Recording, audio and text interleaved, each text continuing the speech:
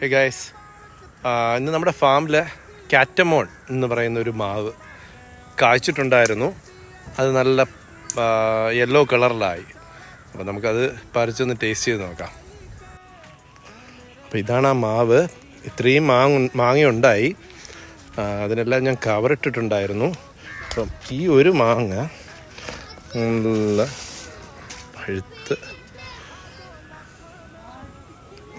കഴിഞ്ഞ പ്രാവശ്യം ഇതിനെക്കാട്ടിയും വലുതായിരുന്നു കിട്ടിയത്. ഇത്തവണ ഒരു മീഡിയം സൈസാണ്.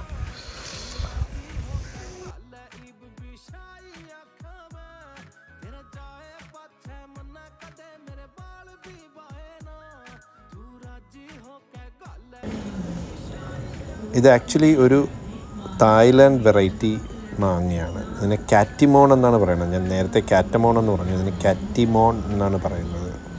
നല്ല സ്വീറ്റ് മാംഗോയാണ്.